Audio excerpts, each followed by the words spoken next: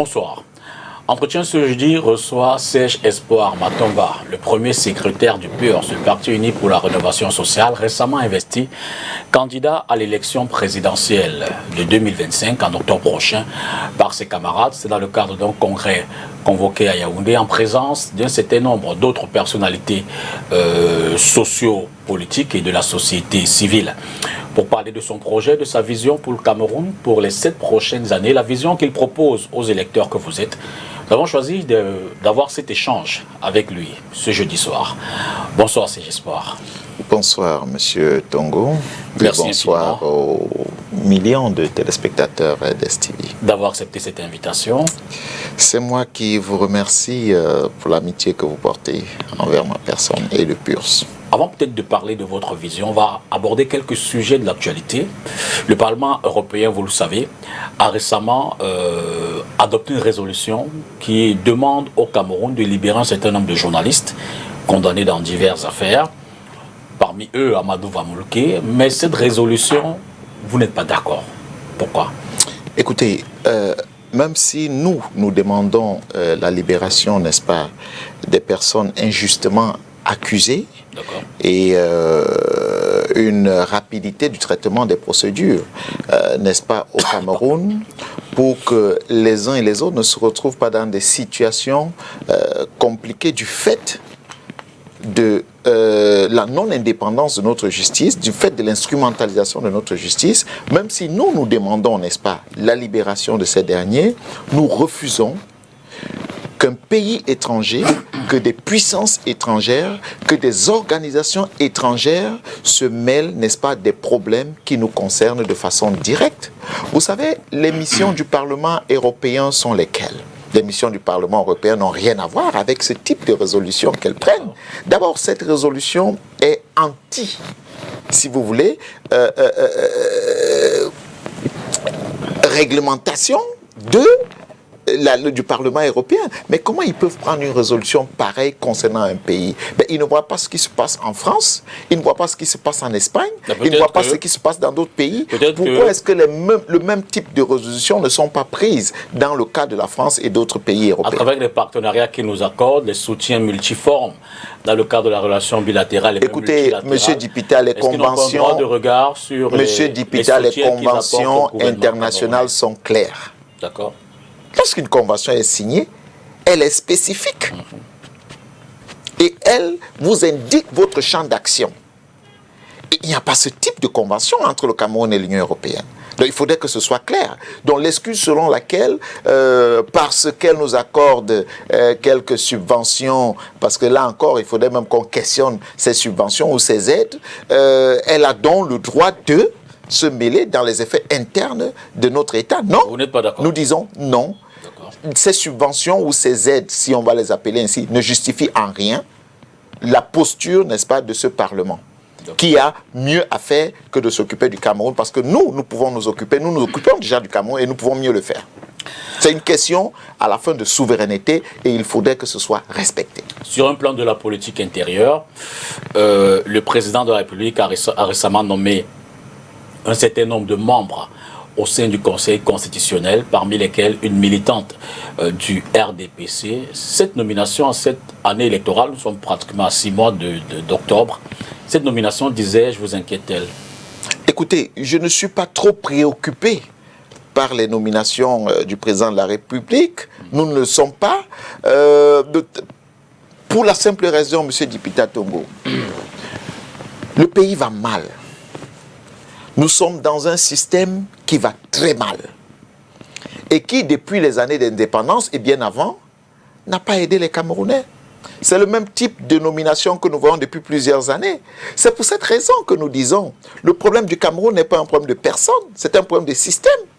Et si nous ne l'avons pas compris, nous allons nous attarder sur des éléments comme les nominations d'un tel ou d'une telle qui appartiendrait soit à une force politique ou au parti politique du pouvoir. Mais M. Dipita, M. Biya ne fera jamais le contraire.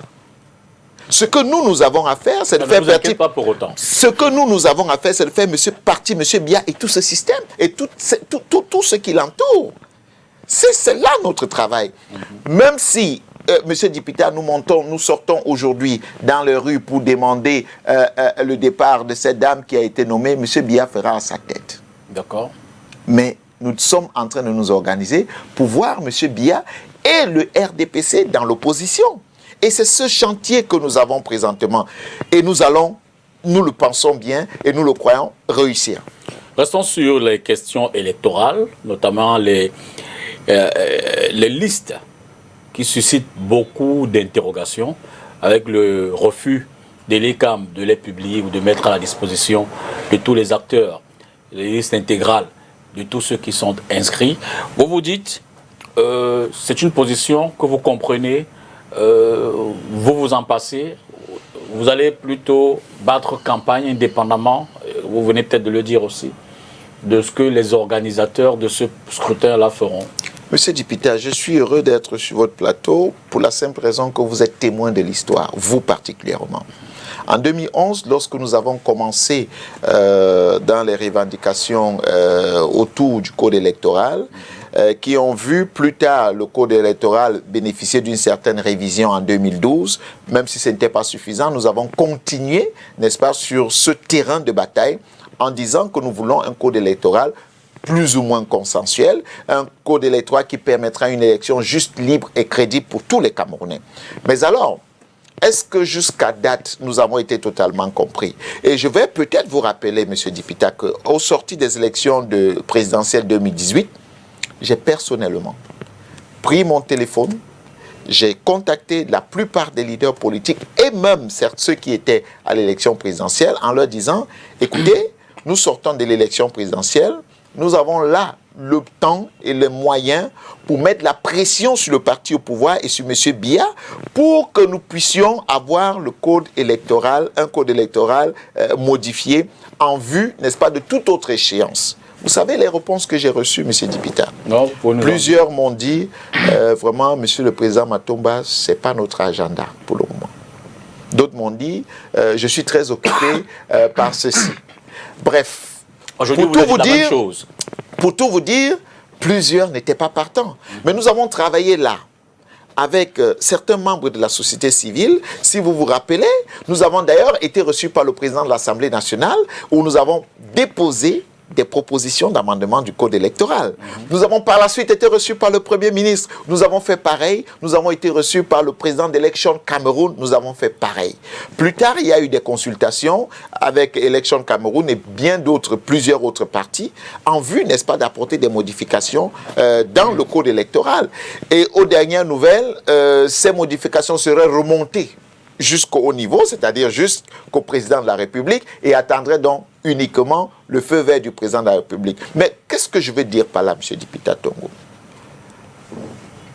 Quand nous menons ce type de combat, nous ne le faisons pas parce que nous estimons être forts, ou alors parce que nous ne pensons pas que nous avons la science infuse, mais c'est parce que nous croyons que si nous le faisons, c'est pour le bien du Cameroun et des Camerounais. C'est d'ailleurs pour cette raison que nous essayons au maximum d'associer les autres. Mais lorsque les autres vous disent que ça ne rentre pas dans leur agenda, ça ne rentre pas dans leur calendrier, qu'est-ce que vous faites? Est-ce que vous croisez les bras pour autant? Non, vous continuez la lutte. Et c'est ce que nous avons fait.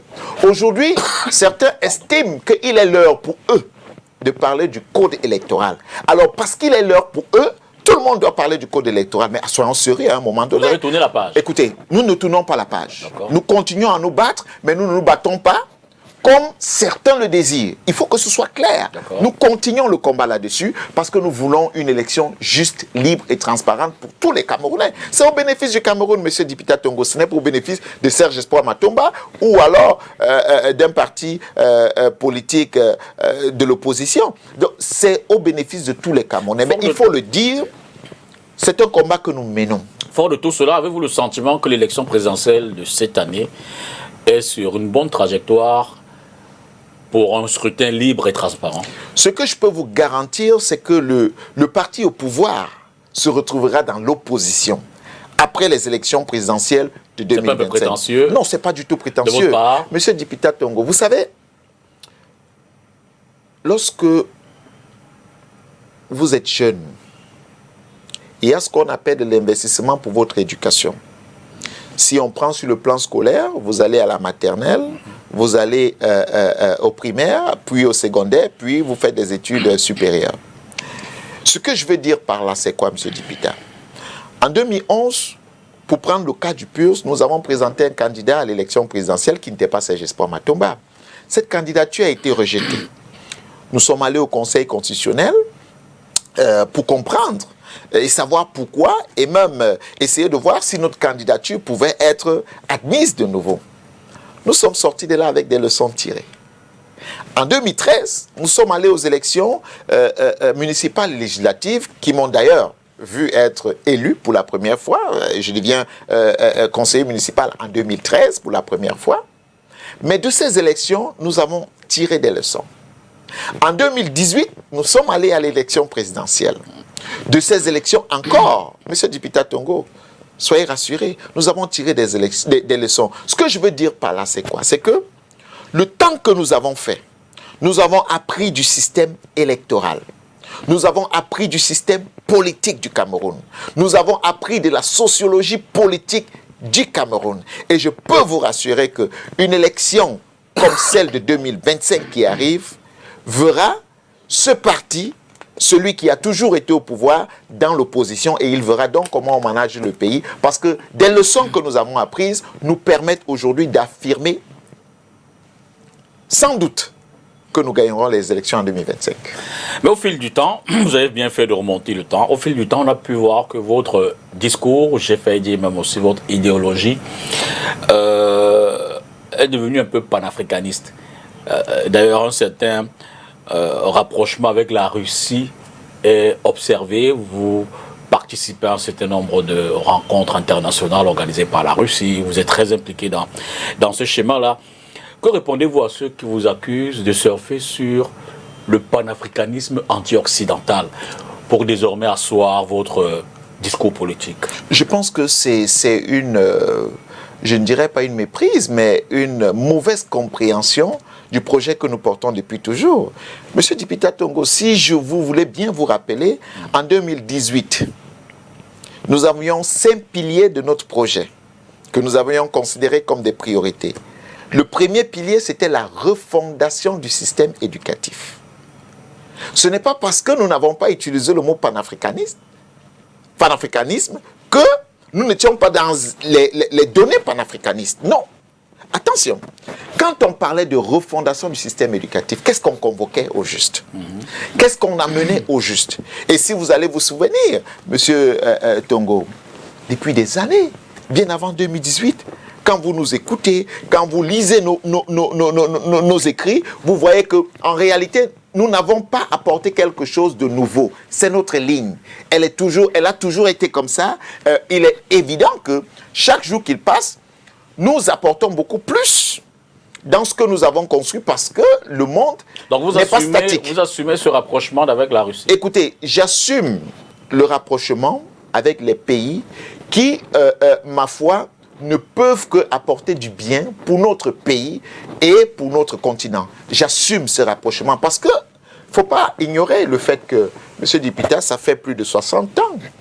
Si je vais commencer à 1914, du moins prénom juste après les indépendances ou alors pendant les indépendances, quel est le bilan qu'on peut faire de notre collaboration avec un pays comme la France? Mais de tout temps, le Cameroun est un pays non aligné. Je veux dire que le choix des différents présidents, Ahidjo Biya a toujours été de rester un pays qui a son positionnement indépendant des autres. Qu'est-ce que vous appelez le choix du président Ahidjo et du président Biya? On peut peut-être l'observer dans les relations. Non, M. Dipita, c'est un système ajolatiste qui est... Écoutez, monsieur Dipita. Que le Cameroun entretient avec les autres pays. Monsieur Dipita, le Cameroun n'a jamais été un pays indépendant. Le Cameroun a bénéficié d'un système ajolatiste qui a continué, ils ont placé Ahidjo, ils ont continué par Paul Biya, et c'est ce système qui continue. Donc en réalité, le mot non aligné, comme les différents mots que vous avez, comme Axelou et bien d'autres qui sont nés, comme ça pour habiller pas mal de choses, c'est juste des mots non alignés. Mais le Cameroun, même si il a été dit par le président de la République que le Cameroun n'est la chasse gardée de personne.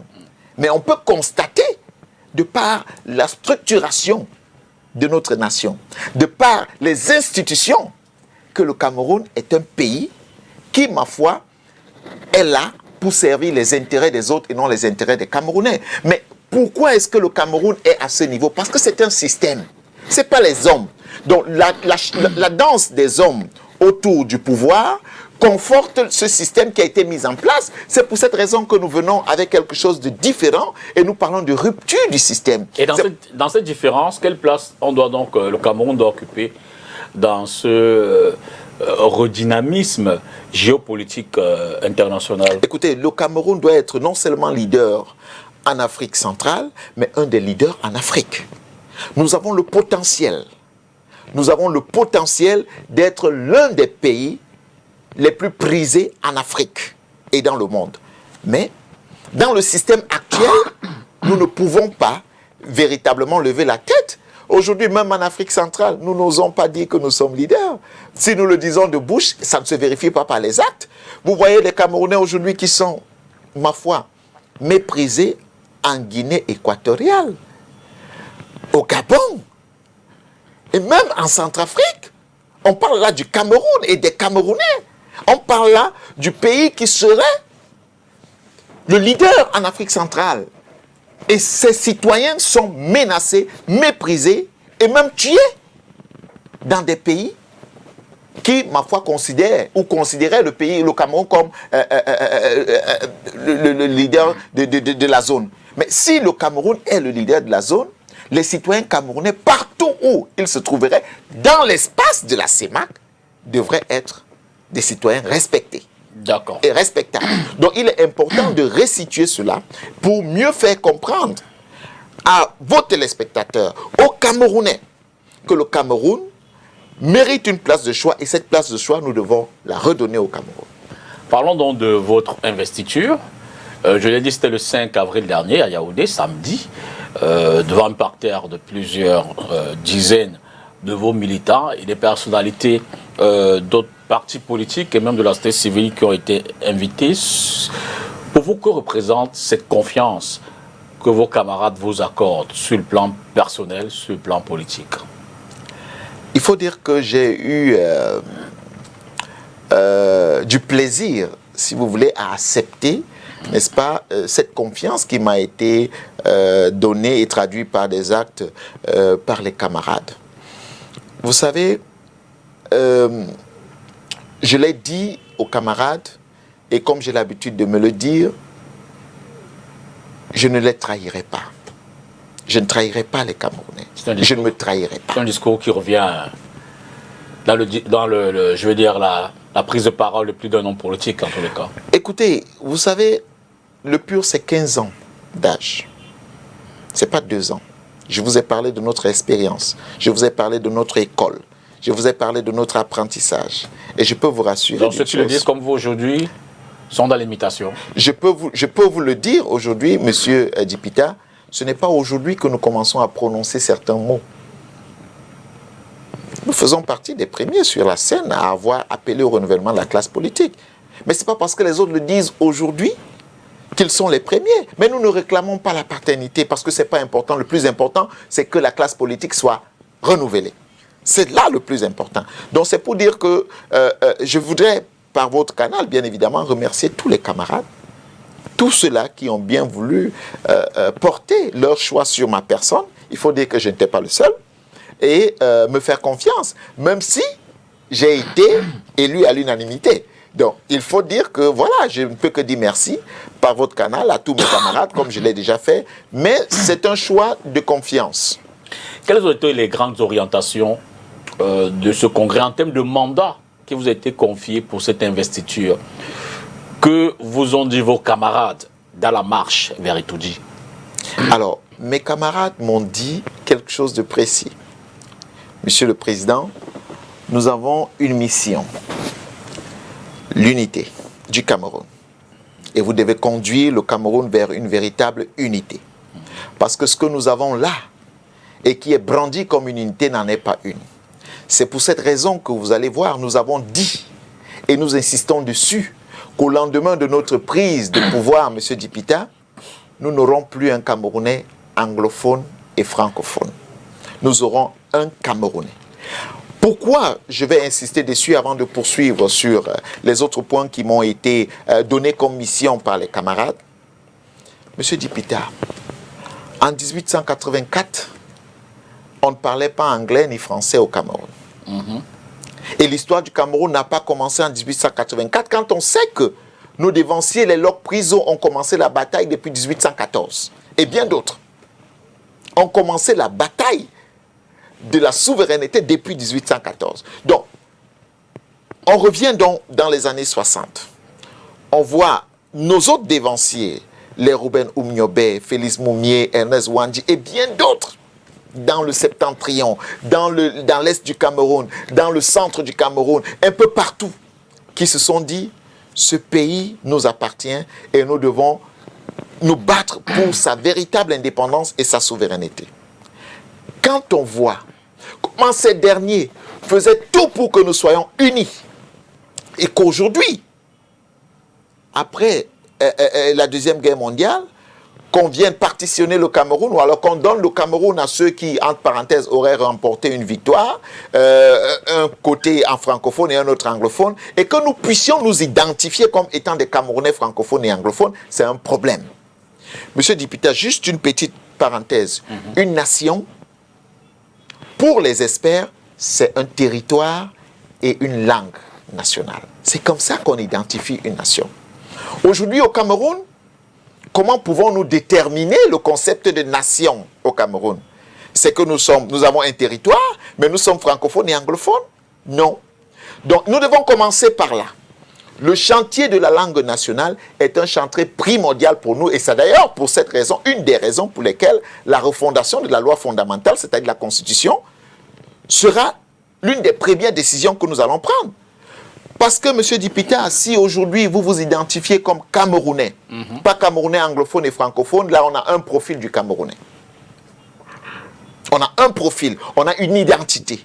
Que ce soit du nord au sud, je prends un exemple.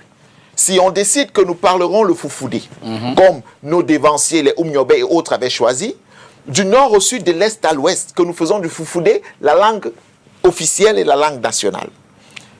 Vous voyez que même dans l'administration, qui, elle, deviendra aussi la langue de l'administration, nous utiliserons cela et vous voyez que nous n'allons pas avoir des problèmes de tribalisme de bas étage que nous avons aujourd'hui, de division inutile que nous avons aujourd'hui, et personne ne se reconnaîtra comme étant un Camerounais anglophone ou francophone. Nous irons sur la base d'une union.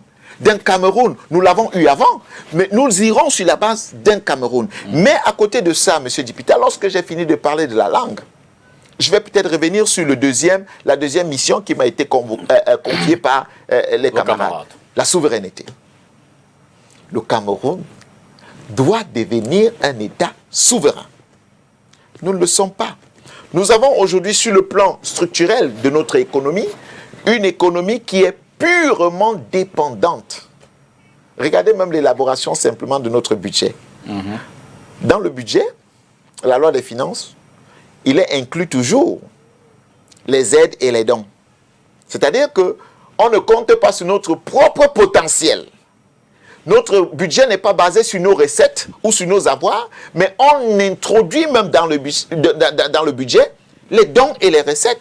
C'est-à-dire, imaginez les dons et puis, comment vous appelez, les emprunts?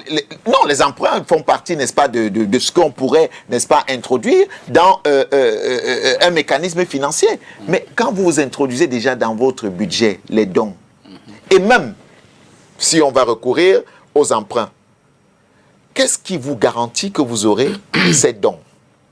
Donc, vous avez un budget qui n'est pas basé sur vos recettes, sur vos avoirs, mais qui est un budget spéculatif.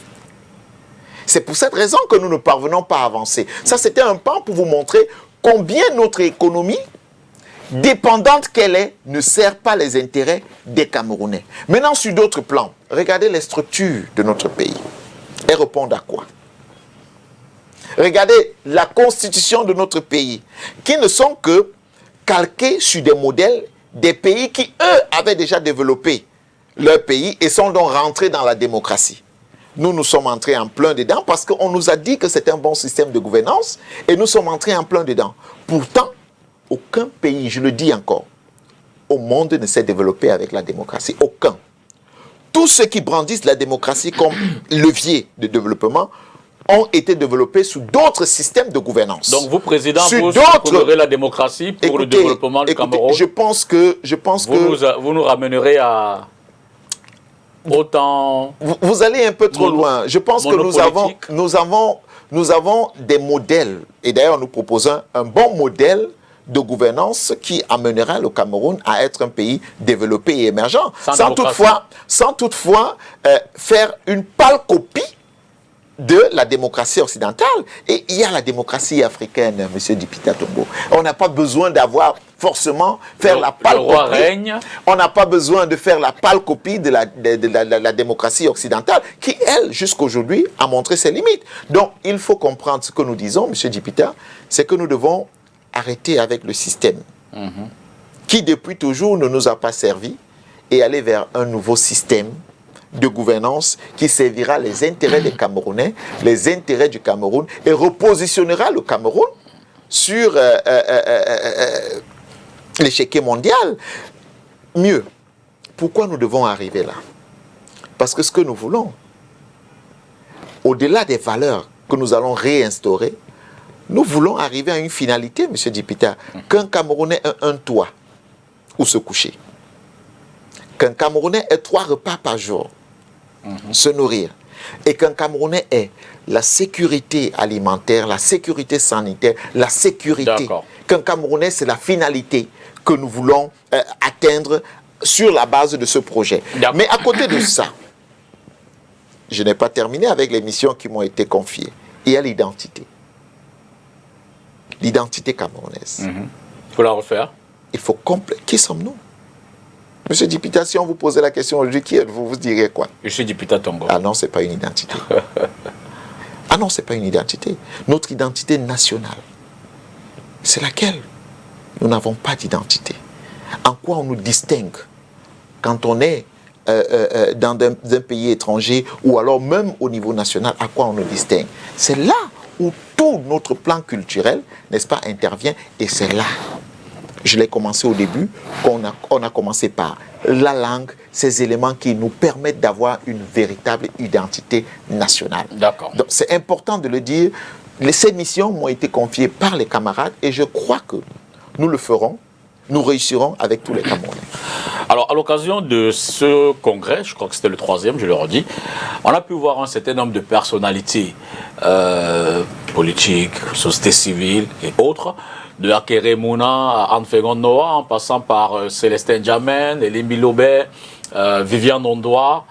On peut y voir un début, j'ai envie de dire, de rapprochement idéologique, ou alors une mise en œuvre, une mise en place, une mise en forme d'une forme de coalition vers la présidentielle. Pourquoi votre question ne me surprend pas, M. Dipita? Vous savez... Peut-être c'est dans l'air du temps. Donc, peut-être qu'on vous oblige, n'est-ce pas, d'utiliser le langage coalition pour faire plaisir, soit aux auditeurs. À votre liberté de... Non, écoutez, voilà. Vous êtes un journaliste chevronné que je respecte, mais je veux dire que, vous savez, on a imposé dans l'opinion publique le mot coalition. Et quand on voit 2 ou 3 leaders rassemblés, on a tout de suite envie de croire ou de penser que ils sont en train de faire une coalition. Mais je veux vous rassurer, M. Dipita Tongo, nous sommes dans un processus, dans un travail général entre les forces politiques. Parce que ce que nous ne voulons pas, c'est échouer à la 18e élection. Mais nous sommes dans un processus général et nous discutons entre partis politiques. Nous essayons de voir ce qu'il y a lieu de faire ensemble. Mais nous disons toujours que ce n'est pas la coalition, si vous voulez, n'est pas l'élément qui fera partie, M. Biya et tous ceux qui sont autour de lui, du pouvoir. Nous avons un problème de système. Et ce système, nous devons le changer de façon radicale. Et est-ce que nous avons appris, ce que nous avons appris comme leçon, nous oblige à échanger avec les leaders politiques, les membres de la société civile, parce que, croyez-moi, le Cameroun ne se fera pas seul. Et comme je l'ai toujours dit, le Cameroun n'a pas besoin de Messie. Le Cameroun a besoin de la collaboration, de la participation, de la coopération de plusieurs forces. qu'elles soient de l'opposition, de la société civile, et même certaines qui sont dans le parti au pouvoir et qui ne sont plus d'accord avec ce qui se passe. Donc il faut le dire. Donc tenez-vous tranquille, il y a un travail qui est en train d'être fait pour répondre à votre question, mais rassurez-vous aussi, nous ferons tout pour que nous ne puissions pas échouer à la 18e élection. Coalition, alliance, toujours est-il que vous avez pris une position par l'offre faite par Jean-Michel Nithieu, vous vous êtes dit opposé à ce forme d'alliance ou de coalition qui vous a été faite. Quels sont les motifs réels? Écoutez, pour répondre à votre question, simplement, je dirais que pour tout projet politique, et un projet politique est aussi une coalition, nous devons avoir la documentation nécessaire ou alors les échanges nécessaires qui fondent le projet. Lorsque nous ne les avons pas et que nous n'estimons pas que les choses ne sont pas encore tout à fait claires, nous attendons. Nous ne pouvons pas nous jeter dans la mare en nous disant, tout simplement, parce que nous avons besoin de nous unir, nous allons nous jeter dans la mare. Non. Il n'est pas question de se jeter, n'est-ce pas, tout simplement dans l'eau parce que nous voulons nager. Absolument. Il est important de dire, et je le dis encore, pour tout projet politique, nous devons avoir les bases fondamentales pour savoir exactement vers quoi nous allons, vers où nous allons. Et je peux vous garantir, M. Dipita Tongo, quand vous avez un document comme celui que nous avons, que je vous présente là tout de suite, Debout pour une souveraineté totale, vous allez comprendre la ligne qui est la nôtre. Parce que nous estimons que le Cameroun n'est pas encore indépendant, même si nous avons bénéficié d'une certaine, entre parenthèses, indépendance. Et je pourrais vous démontrer cela dans certains secteurs. C'est votre programme de gouvernance. C'est notre projet, notre vision. D'accord. C'est notre vision pour le Cameroun. Et c'est d'ailleurs une lettre que nous avons adressée à tous les Camerounais. Donc, lorsque vous le lisez, lorsque vous le parcourez, vous comprenez où est-ce qu'on va, où est-ce qu'on voudrait aller avec le Cameroun. Et c'est un nouveau Cameroun que nous voulons bâtir. Nous passons d'ailleurs, quand vous allez le comprendre, nous pensons qu'il y a tout ce qui nous a divisés dans le temps devrait s'arrêter. Et nous devons aller vers la construction des grands ensembles pour nous unir beaucoup plus. C'est d'ailleurs pour cette raison, et une des raisons pour lesquelles, pour revenir à ce que je disais tout à l'heure, nous passerons de 10 régions à 5 régions au Cameroun. Pourquoi, M. Dipita Tongo? Savez-vous que le découpage administratif camerounais n'a pas été fait par les Camerounais? Il n'a pas été fait. On a divisé des familles, on a divisé les Camerounais, on a divisé le pays pour mieux le piller. Et nous disons donc, nous devons unir nos grandes forces. Nous devons nous unir pour devenir beaucoup plus forts, pour rendre au pays ce qu'il nous donne et pour donner au pays ce qu'il mérite. Alors, et pour que notre nation soit une nation forte, indépendante et qu'elle puisse avoir son mot dans le Conseil des Nations. Vous l'avez dit dès l'entame, ce ne sera pas votre première élection présidentielle à laquelle le parti, le PURS, participe. Lors de la dernière élection, donc celle de 2018, présidentielle, vous avez obtenu 19 704 voix, si mes données sont exactes, sur environ 3 millions d'électeurs.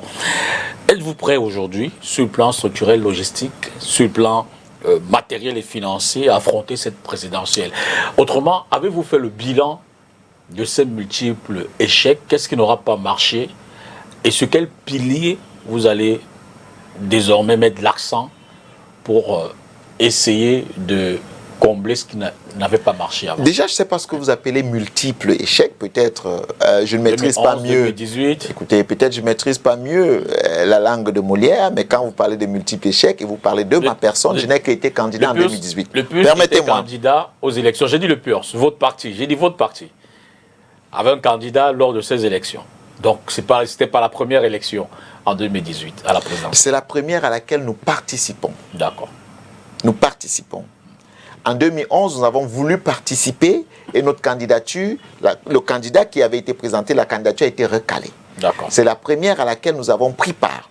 Mais je vais vous dire une chose qui va peut-être vous surprendre, M. Dipita. Vous avez évoqué des chiffres. Souvenez-vous, l'élection se tenait le 7 octobre 2018.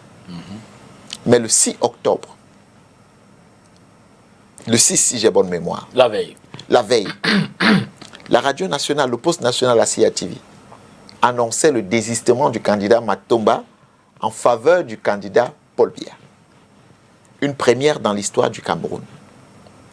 Que le parti au pouvoir, à la veille de l'élection, annonce par les antennes de la CIATV que le candidat Matomba aurait démissionné pour soutenir le candidat Paul Biya. Vous pensez que c'était pourquoi? Pour quelle finalité? Monsieur Dipita, je vais vous rassurer d'une chose. Vous voulez dire qu'il y a eu un impact sur le choix des électeurs? Il y a un travail que nous avions fait sur le terrain. Et ce travail allait se faire ressentir dans cette élection 2018. Mais qu'est-ce qui s'est passé? Parce que j'ai dû prendre 2 ans, M. Dipita, après l'élection présidentielle 2018, pour refaire le tour du Cameroun, pour expliquer aux Camerounais que nous n'avions jamais, alors jamais, eu même des discussions avec le RDPC, à plus forte raison, désister de la candidature, parce que certains se sont dit trahis. Oui, les électeurs qui nous faisaient confiance, à l'annonce, à l'écoute de ce média, nous se sont dit trahis. Mais attention, le RDPC n'était pas le seul. Le même 6, le MRC l'a fait. Le MRC a annoncé avoir signé une coalition avec le PURS. Mais M. Dipita, nous sommes à la veille.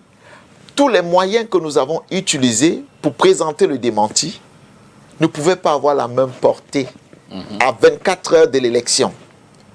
Donc, vous pouvez comprendre que ce que nous avons eu, des chiffres que vous avancez, même si nous savons que ces chiffres ne sont pas totalement, ne représentent pas totalement le travail que nous avons fait sur le terrain, nous avons tiré des leçons. Mais ce que je dis, ce n'est pas pour dire que seulement à cause de cela, nous n'avons pas gagné l'élection présidentielle, mais je le dis encore, nous avons tiré des leçons. Et je peux vous rassurer, M. Dipita, que 2025, ce ne sera pas la même chose, ce ne sera pas pareil, ça ne se passera pas comme en 2018. Et rassurez-vous, nous sommes suffisamment préparés pour gagner l'élection de 2025. Pour preuve, nous sommes à l'heure actuelle, pendant que je vous parle, nous sommes en train de former, parce que nous avons lancé un recrutement interne et même externe pour des volontaires, de 57 000 scrutateurs. Donc vous aurez un scrutateur dans chaque bureau de vote. Nous avons 27 000 bureaux de vote, M. Dipita. Vous aurez 2 scrutateurs dans chaque bureau de vote. Pas seulement 2. Ça veut dire que si nous avons commencé à travailler autour, ça fait 3 mois que nous travaillons autour des scrutateurs. Si nous avons commencé à travailler pour résoudre un problème qui est un problème réel de l'élection, du système électoral, ça veut dire que nous avons compris.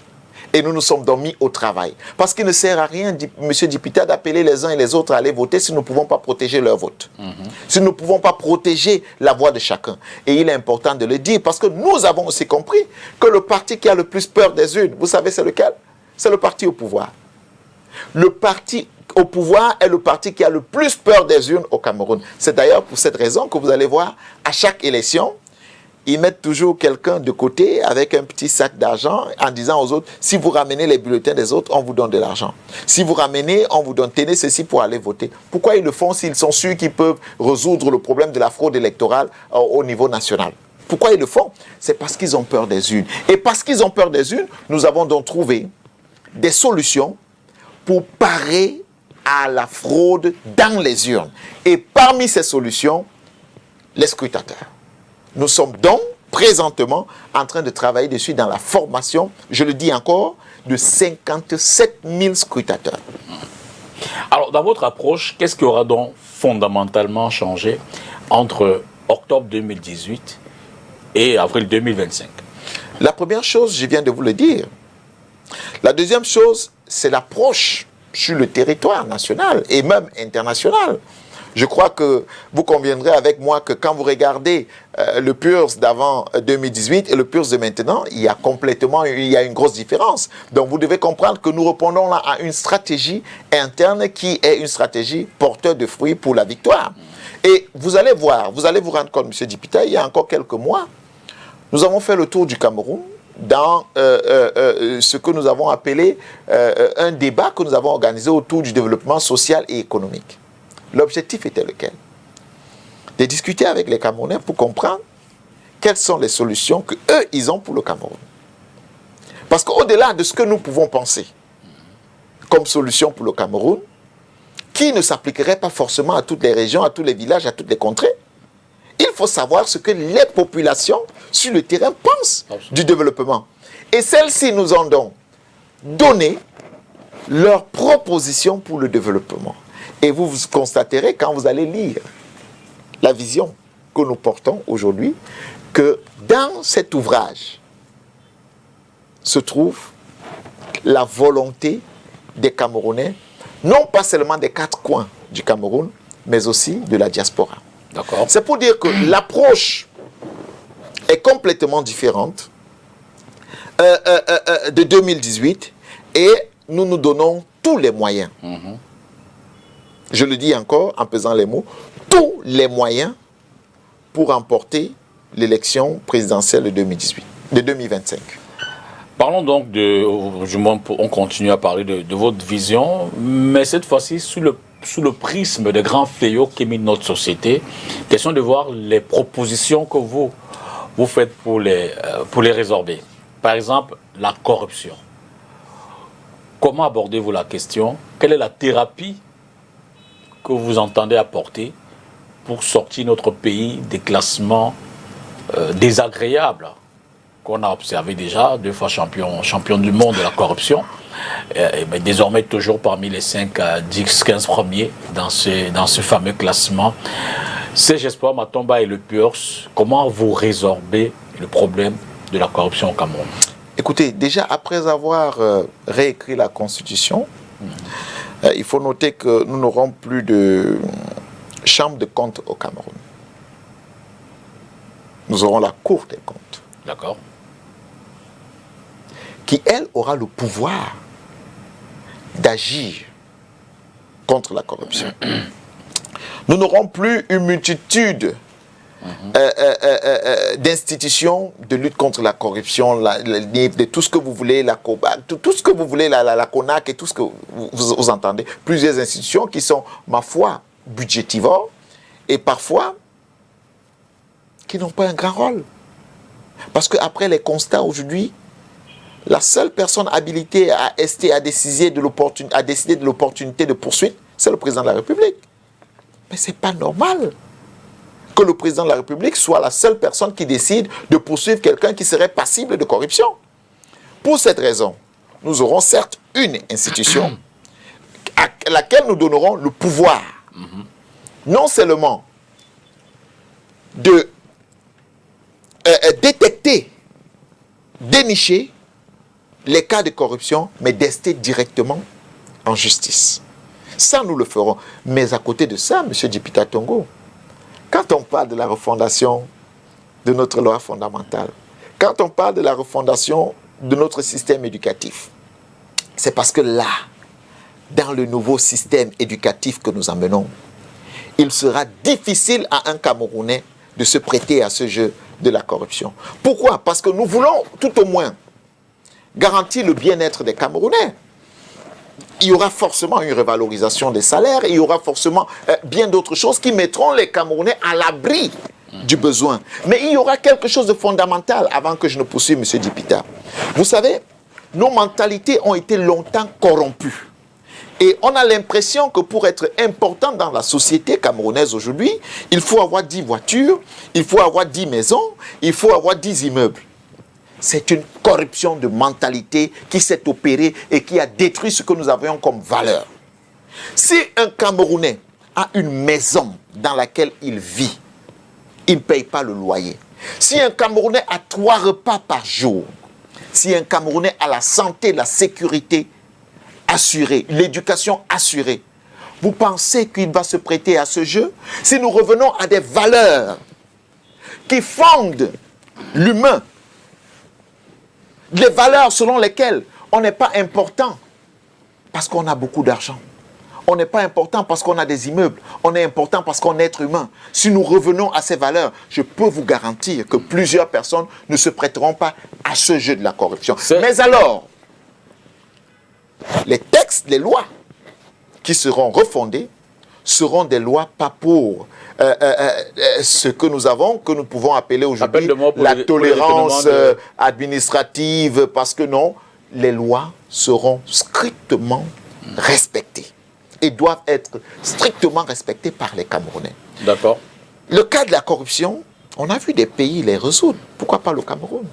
Et la place publique, pas forcément pour tuer des gens sur la place publique, mais la place publique servira d'élément pour non seulement dénoncer, mais exposer certains cas.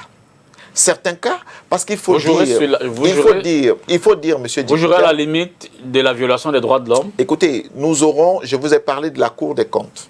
D'accord. Nous aurons une justice. Je parlais en termes de sanctions. Nous aurons une justice qui pourra travailler véritablement.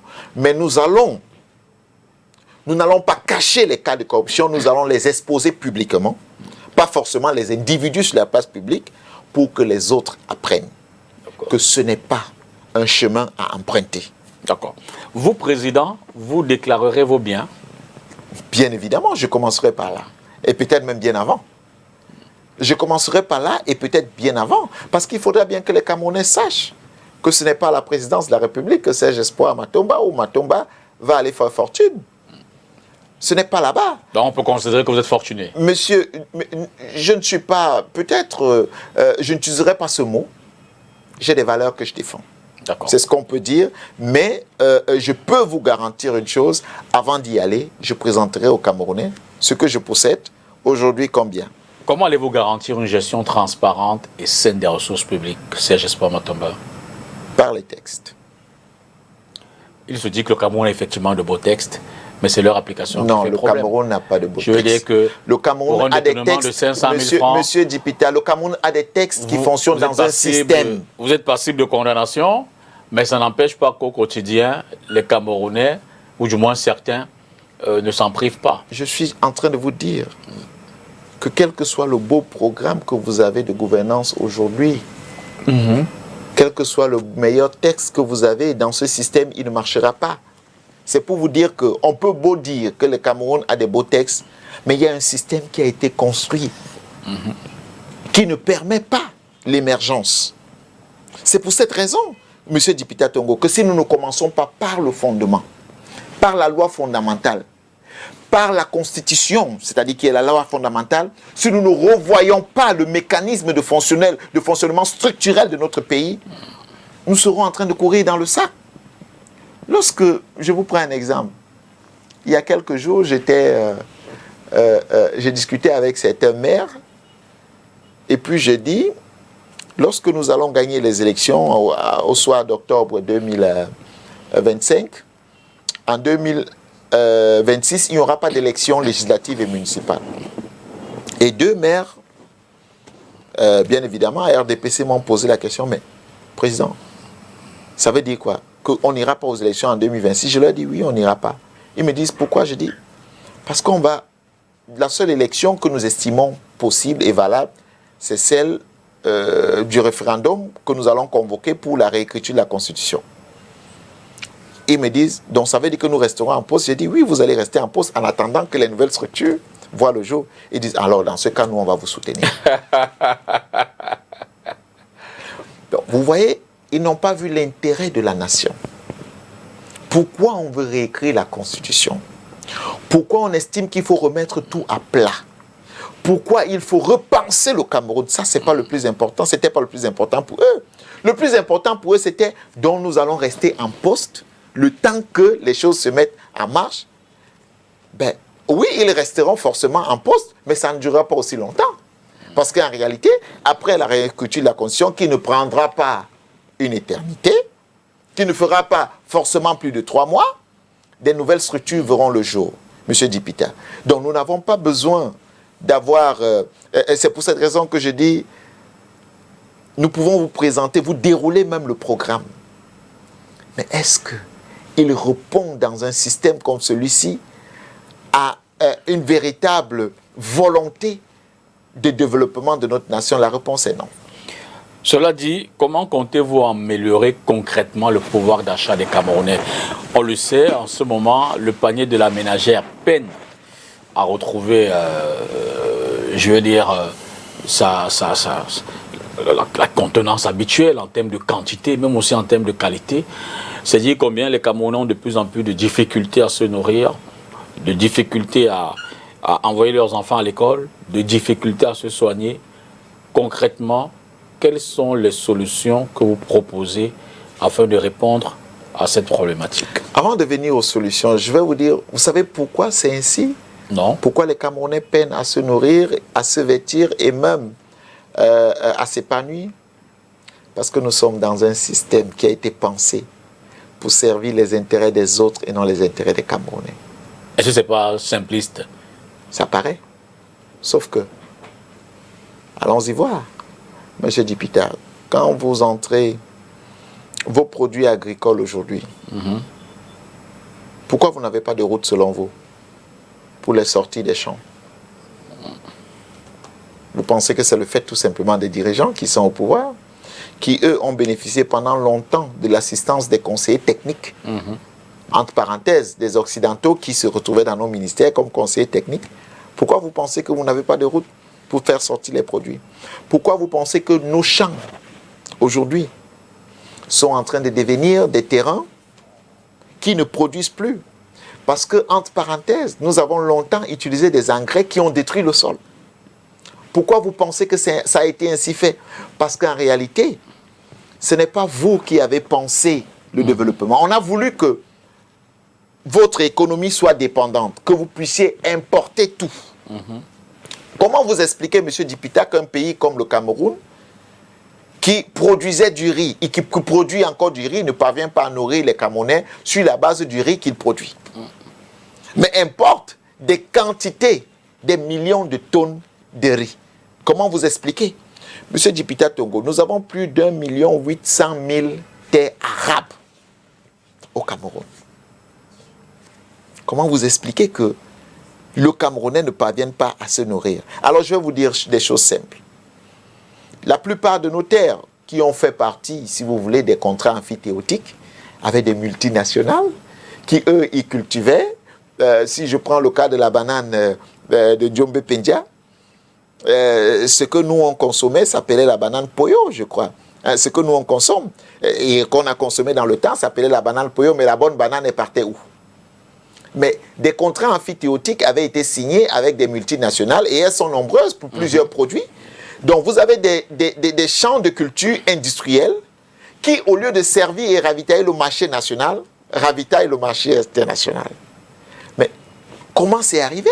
C'est parce que même dans le foncier, ils ont eu raison de vous. Mais là, vous êtes encore dans le constat. La question, c'est les solutions. Je suis en train de venir aux solutions. Mais pour arriver aux solutions, il faut bien faire le constat. Bien sûr. Et j'ai donc parlé de 1800 terres arabes, M. Dipita Tongo. Un de nos premiers chantiers, parce que nous allons aller vers des réformes structurelles importantes, des réformes institutionnelles importantes. Un de nos premiers chantiers sur les 6 premiers mois sera de doter les Camerounais d'une sécurité alimentaire.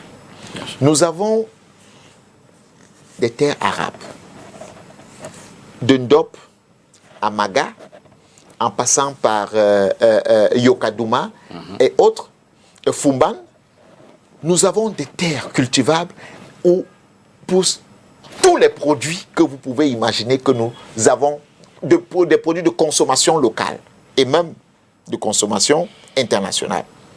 Nous allons mettre une priorité sur nos 6 premiers mois pour que les Camerounais ne manquent pas à manger, parce que nous investirons dans l'agriculture. Alors beaucoup, je vous donnerai des chiffres, nous investirons beaucoup pour que notre marché national soit véritablement alimenté, parce qu'il ne faut pas perdre de vue le type de réforme que nous voulons faire. Et ces réformes obligeront certains de nos partenaires à rompre leurs relations avec le Cameroun. Quelles sont ces réformes? Nous allons arrêter par exemple de contracter la dette. Parce que nous avons les moyens au niveau national pour éviter de contracter la dette. Mais si nous arrêtons de contracter la dette, il faut bien que les Camerounais vivent. Mais à côté de ça, M. Dipita Tongo, ce n'est pas parce qu'on arrête de contracter la dette qu'on coupe les relations avec les partenaires. On va tout faire pour rembourser ce que nous avons déjà comme dette. Mais on arrête de contracter des nouvelles dettes. Mais lorsque nous allons le faire, vous savez ce qui va se passer? Nos partenaires, ou alors ceux qui se considèrent comme nos partenaires financiers, verront le danger et diront, s'ils ne sont pas en train de prendre des dettes, ça veut dire qu'ils vont rompre des relations avec nous prochainement.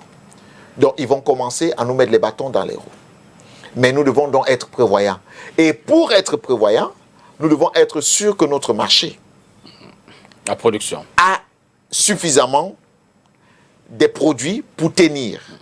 Nous devons être sûrs que les formations que nous donnons à nos concitoyens, à nos Camerounais, permettent de maintenir le pays comme un pays de valeur sur lequel les autres ont l'obligation, pour lequel aussi les autres ont l'obligation de coopérer et non d'infliger des sanctions de chantage. Donc c'est important de le dire. D'accord. Alors, vous n'êtes pas sans ignorer qu'il y a un certain nombre de secteurs d'activité qui, évidemment, peinent au quotidien, que ce soit dans l'exercice de leurs fonctions, mais également dans la rémunération. C'est le cas des enseignants, c'est le cas des médecins. Pour nous, c'était que ces deux corps. Hein. Il y en a plusieurs. Mais les enseignants, les médecins, j'ai choisi ces deux cas parce qu'en même temps, ce sont des corps de métier qu'on voit partir à l'étranger en quantité vraiment inquiétante. D'ailleurs, des signaux d'alerte sont donnés. Le personnel de santé et le personnel enseignant quittent le Cameroun massivement. Il y a également ce volet de revendications qu'ils ont, de concertation, à n'en plus finir depuis près de 3, 4, 5 ans avec les pouvoirs publics. Mais les revendications demeurent, les solutions ne sont pas toujours apportées. Oui, mais à ces deux corps précisément. Monsieur Dipita, je crois que je comprends très bien vos questions. Elles tournent autour le fonctionnement d'un système établi. Mais nous venons révolutionner. Nous venons changer ce système. Et dans le nouveau système que nous apportons, les enseignants comme les médecins ont une place de choix. Le statut de l'enseignant comme du médecin ne feront pas débat. Nous avons d'ailleurs pensé que c'est des corps de métier qui doivent être les mieux rémunérés dans notre pays. C'est notre conviction. Vous situerez la rémunération. Écoutez, je vais éviter de vous donner des chiffres, mais je vous le dis tout de suite. Combien le SMIC? Je vous le dis tout de suite que. Vous gagnerez combien environ? Je vous le dis tout de suite que c'est des par corps. Exemple, c'est entre 140 000 et 400 000 environ, je crois. Vous direz aux enseignants camerounais, aux médecins, voici le minimum, ce sera combien? Le montant que vous voulez que je vous donne. Le montant que vous allez proposer. Le montant que vous voulez que je vous donne va répondre à un système. Ce que je dis, c'est que les enseignants comme les médecins seront des corps des métiers les mieux rémunérés. L'équilibre que nous allons établir dans le pays, le nouveau mécanisme de fonctionnement fera en sorte que même si un enseignant a 100 000, il sera le mieux payé et il pourra vivre des 100 000. Pourquoi ça ne paraît pas comme des paroles? Non, permettez-moi. Quel est le schéma qui permet d'arriver à cela? La refondation du système éducatif. La refondation du système éducatif en tenant compte, n'est-ce pas, des réalités de notre environnement. C'est tout simplement ça. Il n'y a pas, ne cherchez pas un schéma magique, M. Dipita. Je le dis encore. Si je vous dis qu'un enseignant aura 800 000, c'est beau. L'enseignant sera content d'entendre qu'il aura 800 000 s'il est au primaire ou au secondaire. Mais alors, est-ce que les 800 000 permettront à l'enseignant d'être épanoui dans ce système? Monsieur Dipita, il y a des Camerounais qui touchent 1 million qui ne peuvent pas vivre avec. Il y a d'autres qui touchent 75 000, 37 000 qui ne parviennent pas à vivre avec. Là, le débat ne doit pas être à ce niveau. Mener le débat à ce niveau veut dire que nous décidons de rester dans un système qui appauvrit les Camerounais et qui a été conçu pour que nous voyons les choses avec un regard extérieur. Mais nous disons, il faut repenser, parce que nous repensons le Cameroun, les corps de métier. Alors, tout corps de métier, non seulement aura un véritable statut, mais sera des corps prisés qui seront des corps de choix des enfants, des apprenants, des étudiants, qui ne seront pas des corps par défaut. où les gens iront chercher de l'emploi parce qu'ils n'ont pas trouvé dans leur métier ou alors dans les formations acquises. Donc, il est important de le dire. Donc, c'est pour vous dire, M. Dipita Tongo, quand on vous dit, et je vais revenir dessus en insistant, que le premier chantier sera la Constitution, dans la Constitution, tenez-vous tranquille, on y met presque tout. Pour le bien des Camerounais, et là, on va remettre le niveau de vie du Cameroun à un niveau agréable. Vous pensez qu'on dit un toit pour tous les Camerounais, c'est gratuit? Qu'est-ce qu'un toit implique? Un toit implique un terrain. Mais le schéma fondamental, c'est comment, comment fait-on pour y arriver? Je dis que le tout n'est pas de le dire. Comment fait-on pour donner un toit à tous les Camerounais, un emploi à tous les Camerounais, ou du moins une rémunération, quelle que soit l'activité, l'éducation dans un établissement à tous les Camerounais? Comment est-ce que vous, dans votre vision politique, vous apportez ces solutions? Tous ceux qui sont sur la moto, c'est des gens qui aimeraient partir pour l'essentiel. Ceux qui sont dans les salons de coiffure, quel avenir leur proposez-vous? Comment est-ce que vous les sortez de cet environnement précaire, ces rémunérations précaires, pour des emplois, j'ai failli dire stables, et un peu plus certains? La réappropriation de notre souveraineté va nous permettre de résoudre pas mal de choses. Je vous prends un exemple tout simple. Et puis, le profil du Camerounais qu'on aura pour le nouveau Cameroun sera formé, et même ceux qui sont déjà sur le terrain de l'emploi pourront bénéficier des formations pour le pays que nous voulons avoir. Et parce que les emplois seront pensés et établis pour le type de pays que nous voulons. Je vous prends un exemple, M. Dipita Tongo, pour vous parler de la réappropriation, par exemple, de la création des emplois. Vous saviez combien de Camerounais étaient employés au chantier naval du Cameroun avant? C'est une entreprise qui, ma foi, faisait un chiffre des bénéfices annuels de sensiblement, pour ne pas me tromper, 40 milliards. 40 milliards de bénéfices annuels. Vous savez combien elle fait aujourd'hui de bénéfices? Elle fait un déficit de 3 milliards par mois. Ah, je parlais par mois. C'était le chiffre. Aujourd'hui, elle fait un déficit de 3 milliards. Combien d'emplois on a perdu? Vous avez vu des employés du chantier marin revendiquer tout le temps, ceci et autres. Qu'est-ce qui s'est passé pour que nous puissions arriver là? Mais ce que je veux vous dire, c'était un exemple pour vous dire que, M. Dipita, le Cameroun est un pays en construction. Quand vous regardez le Cameroun, rien n'est fait. L'État a l'obligation d'être un régulateur. Bien sûr. L'État a l'obligation de créer des conditions pour que les entreprises naissent, les PMI, les PME. L'État a l'obligation d'accompagner ces entreprises pour créer de la valeur au niveau national. C'est pour vous dire que le mécanisme sur lequel nous allons nous appuyer n'est pas le plus compliqué, il est d'ailleurs le plus simple possible. L'État va permettre aux Camerounais à créer, n'est-ce pas, de l'emploi en accompagnant les entreprises. Nous l'avons dit il y a quelque temps. Chaque nouvelle entreprise, M. Dipita, parce que nous croyons que, et je vais revenir dessus, nous l'avons dit en 2018, à la réappropriation de notre économie nous permettra de générer, de créer un minimum de 5 millions d'emplois en 5 ans. C'est le minimum qu'on pourra faire. Et quand on le dit, ce n'est pas dit que l'État créera forcément 5 millions d'emplois. Ça veut dire que l'État va mettre sur pied des conditions pour que non seulement les entrepreneurs qui créent de l'emploi, génèrent de l'emploi, mais des entreprises naîtront forcément. C'est d'ailleurs pour cette raison que nous avions pensé que chaque entreprise qui naîtra sera accompagnée sur un minimum de 5 ans par l'État du Cameroun. Exonération d'impôts. Il y aura des exonérations, pas de toutes les impôts, mais certaines exonérations, ces entreprises pourront bénéficier. Mais alors, ce sera à condition que vous ayez un minimum d'emplois créés au sein de vos entreprises. Parce qu'on ne va pas vous exonérer si vous êtes tout simplement une entreprise qui a un seul employé.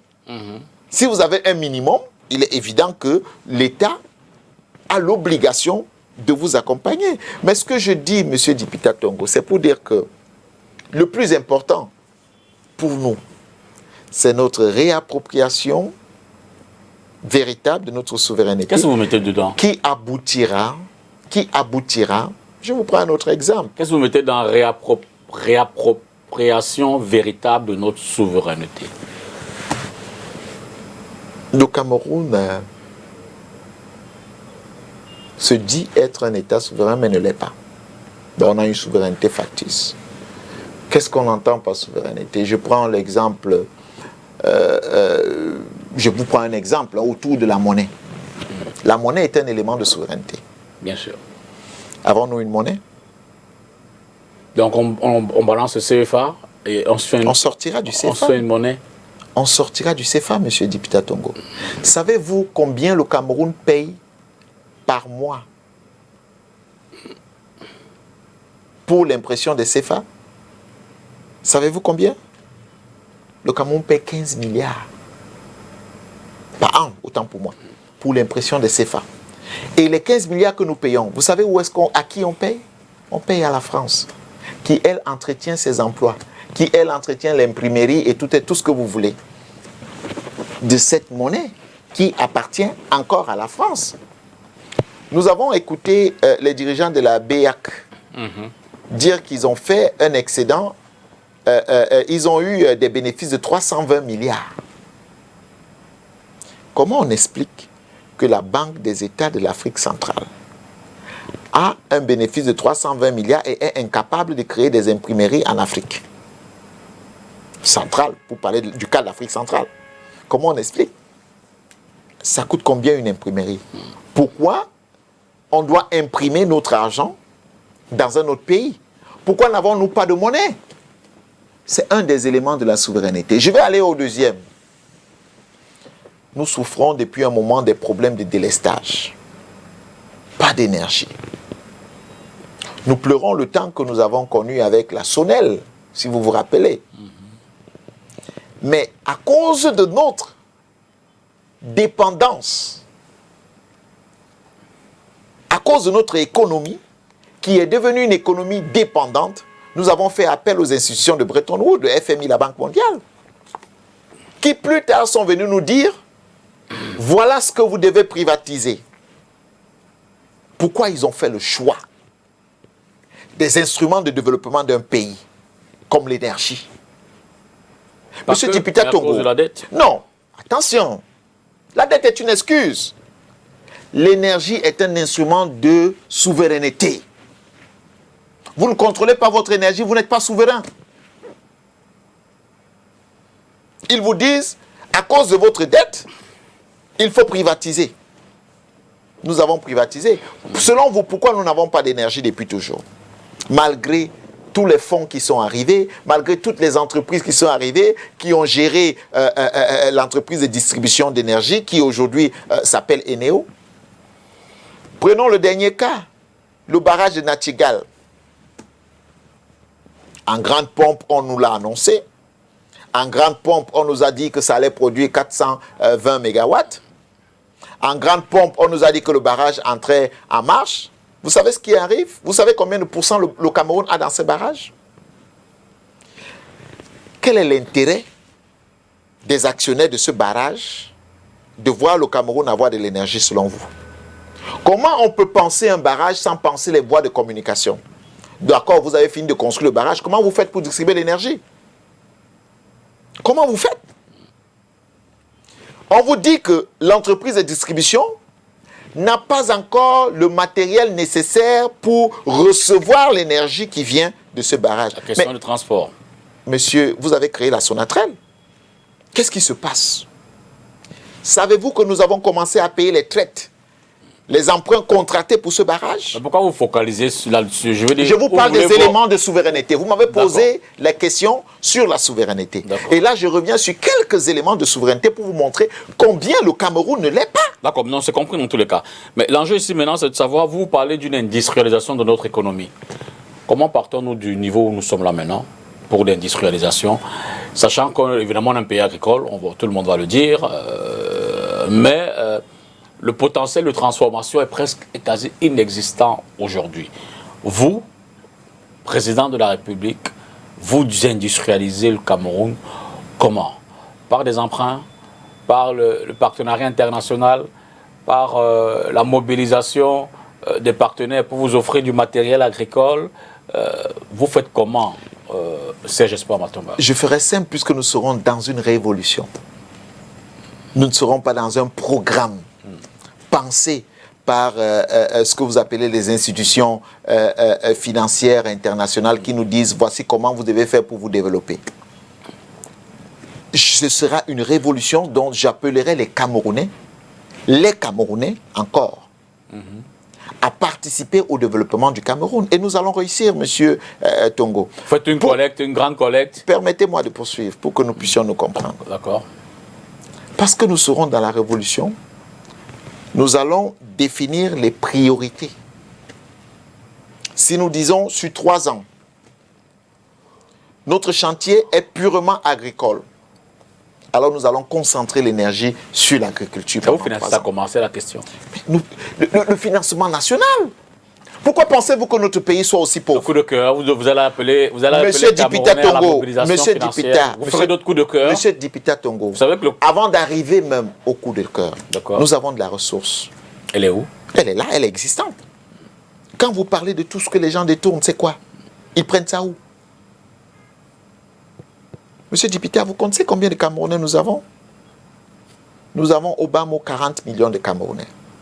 Si vous avez fini d'identifier les Camerounais, les 40 millions de Camerounais, vous avez au moins 30 millions de contribuables dans ces Camerounais. Donc, ceux qui permettez-moi, D'accord. je vais appeler dans un premier temps à la solidarité camerounaise.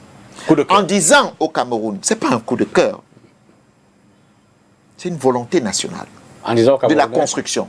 En disant aux Camerounais, nous n'allons plus rentrer dans les marchés financiers parce que je crois personnellement que nous n'avons pas besoin. C'est des schémas qu'on nous a présentés pour nous asservir et pour nous rendre dépendants. Mais je sais que les Camerounais ont les moyens. Je sais que nous avons des moyens. Je sais que si nous décidons aujourd'hui, monsieur Tongo, que nous voulons avoir des routes du nord au sud, de l'est à l'ouest, par un budget purement national, de la contribution des Camerounais, nous le ferons. Je vous prends un exemple. Peut-être que c'est le mot coup de cœur qui vous... Quand les emprunts obligataires... Est-ce que ce n'est pas le même schéma? Quand les emprunts obligataires ont été lancés, les tout premiers, vous avez vu ce qui s'est passé? Il y avait une volonté camerounaise. Je crois avant 2 semaines, les souscriptions étaient terminées. Mais c'est pour dire quoi, M. Dipita? Les Camerounais ont des moyens de développer leur pays. Nous avons les moyens de développer notre pays. Et nous pouvons le faire à partir du moment où nous disons aux Camerounais, voici le premier plan, voici le second plan, voici le 3e plan.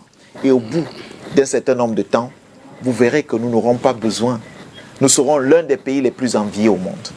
Et dans le programme que nous avons, vous allez prendre le temps, nous allons l'expliquer aux Camerounais, point par point, pour que chacun comprenne sur le plan sanitaire ce que nous allons faire, sur le plan des infrastructures comment nous allons faire. Mais avant tout, nous disons aux Camerounais, arrachons ce qui est à nous. Parce que ceux qui sont au pouvoir ne sont que des pions d'un système. C'est pour cette raison qu'ils n'ont pas de solution. Ils sont obligés de marcher avec la Banque mondiale. Ils sont obligés de marcher avec l'OMS. Ils sont obligés de marcher avec le FMI. Ils sont obligés de marcher avec toutes ces institutions qui font du chantage au Cameroun et qui font en sorte que même les salaires... Parce que n'oubliez pas, M. Dipita, que lorsque les salaires ont été divisés au Cameroun, c'est quand ces institutions sont entrées. Mais là, vous ne voyez pas, parce que vous vous limitez à « il faut qu'on augmente les salaires ». Non. C'est parce que ces institutions ont décidé d'asservir le Cameroun que les Camerounais vivent dans ces conditions. Donc, il faut sortir de là. C'est pour ça que nous avons un projet et un programme de rupture. Alors, selon Gabriel Fandja, dans une révélation faite le 13 novembre 2024, le chômage au Cameroun est de 74%. Comment faites-vous pour le ramener à un taux raisonnable, un emploi pour chaque Camerounais, c'est j'espère. Je l'ai dit tout à l'heure. Déjà, si nous créons les conditions d'épanouissement des entreprises, le minimum, c'est 5 millions. Mais on peut aller au-delà. C'est 5 millions d'emplois qui seront créés.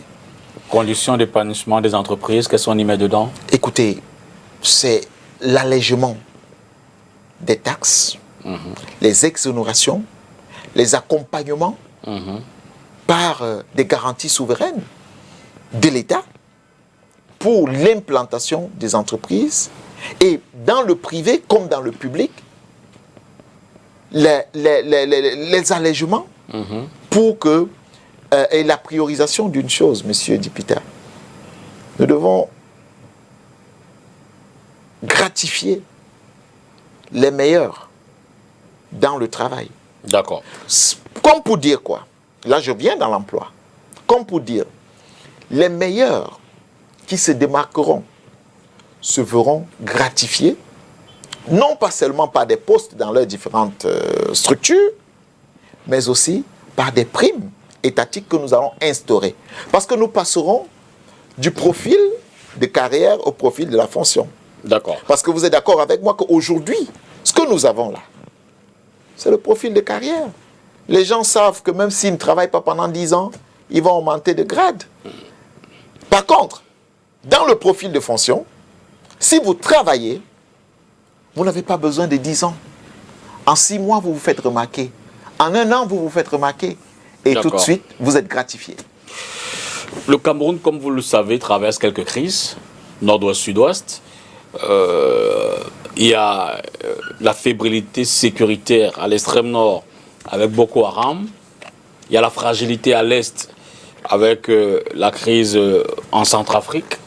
Quelles sont les solutions que vous apportez à ces problématiques aujourd'hui? Notamment, bon, j'ai cité les différentes zones. Chacune d'elles, comment est-ce que vous les abordez? Qui vous contactez? Irez-vous dans les pourparlers pour ramener la paix, notamment dans les régions du nord-ouest, sud-ouest? Si oui, avec qui? C'est Jesper Matomba. Les solutions que vous apportez sur ces 3 questions. Monsieur Dipita Tongo, je l'ai dit d'entrée de jeu, il n'y aura pas de Camerounais anglophones ni francophones au Cameroun quand nous allons arriver. Il y aura un Camerounais. Ça veut dire que dans la Constitution, nous bannirons le concept d'anglophone et francophone. Est-ce que ça ramène la paix? Ça ramène la paix, bien évidemment, puisque nous créons un citoyen. Nous créons un citoyen qui, lui, a une nouvelle langue nationale. Nous créons un citoyen, ça ramène la paix. Et la sécurité de notre territoire n'est pas négociable. Et ne sera pas négociable. Vous exécutez tous ceux qui ont pris les armes contre la République? Écoutez, on parle là d'un nouveau pays. On parle d'une nouvelle nation. On ne parle pas de celle dans laquelle nous vivons. Et quelle est la garantie que vous dites aux Camerounais, que vous donnez aux Camerounais aujourd'hui, que votre vision du nouveau pays, de nouvelle nation, va empêcher que les dissidents, ou du moins les séparatistes anglophones, revendiquent un État? Monsieur Dipita, l'État, c'est l'État. Si nous avons confiné dans la Constitution que l'État du Cameroun n'est pas partitionné, il ne sera pas partitionné. D'accord. Je peux vous garantir que 99 ou 98% des Camerounais ont mal avec tout ce qui se passe. Bien sûr. Mais c'est une conséquence. C'est une conséquence. Ce n'aurait été le système ajolatiste qui est au pouvoir que ce problème serait résolu depuis. Monsieur Dipita, savez-vous qu'on a eu un Cameroun avant? Mais pourquoi vous pensez que je dois aller dire aux Camerounais aujourd'hui, leur donner une garantie que ça va marcher? On a eu un Cameroun Extrême Nord qui allait au-delà de l'extrême nord, qui allait au-delà du sud-ouest. Solution contre Boko On avait Haram. un Cameroun. Donc nous devons avoir un Cameroun. Et ce n'est pas quelque chose de négociable. C'est un projet que nous avons. Et il ne sera pas négociable. Donc nous disons aux Camerounais, parce que nous aimons le Cameroun, parce que nous vous aimons, il est important que dans la nouvelle identité que nous allons avoir, l'identité camerounaise, qui est supra, qui est l'identité nationale, nous ne voulons plus de division. Ceux qui nous ont divisés depuis toujours ont réussi à régner, ont réussi à nous écraser. Et chaque fois qu'ils ont voulu, ils ont utilisé nos divisions pour nous éloigner du commandement et pour nous éloigner de des meilleures conditions de vie. Mais aujourd'hui, nous devons être unis pour construire ces meilleures conditions de vie ensemble. Nous devons être unis pour construire une véritable nation ensemble. Et c'est pour cette raison que, je le dis encore, Camerounais anglophones, Camerounais francophones, ça n'existera plus sous notre magistère. Cela dit, maintenant, je vous laisse poursuivre. Pourquoi Boko Haram existe?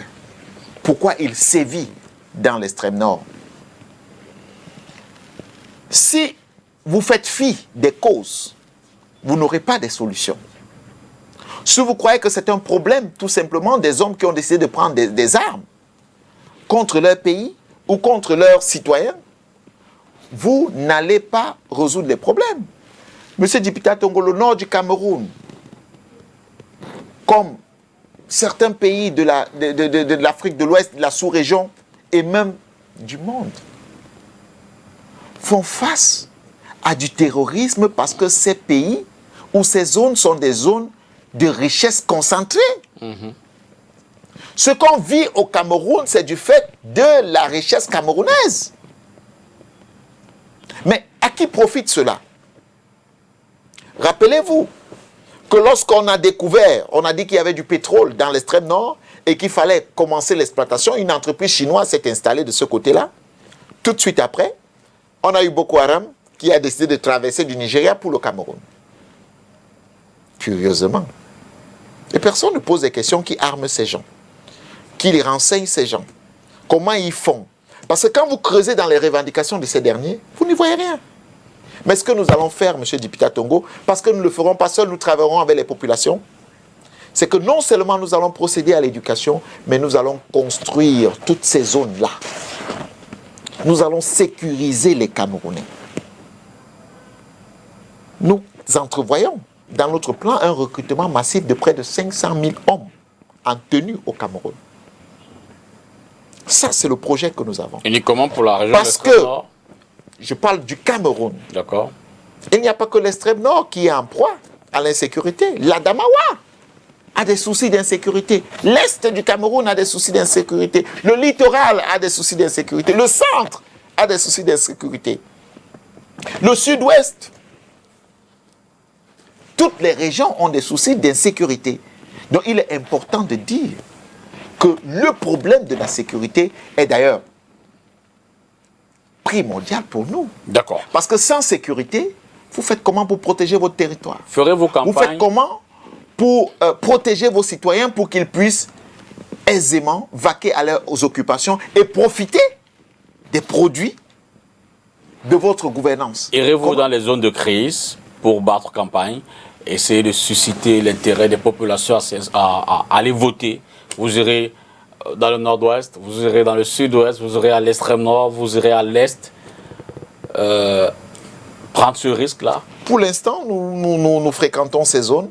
Rien ne nous empêchera d'y aller, de nous rendre pendant, si vous voulez, les périodes de campagne. Pour le moment, nous y rendons parce que ce sont nos frères qui y sont. D'accord. Ce sont nos sœurs, ce sont nos mamans et ce sont nos enfants qui y sont. Parlons de la diaspora camerounaise. Quelle est la place que vous vous accordez à cette diaspora? Aucune revendication. J'ai fait l'une des plus en vue, la question de la double nationalité. Alors, la diaspora camerounaise occupe une place de choix dans notre gouvernance. Elle a toute sa place parce que ce sont avant tout les ambassadeurs du Cameroun à l'étranger. Toute diaspora confondue.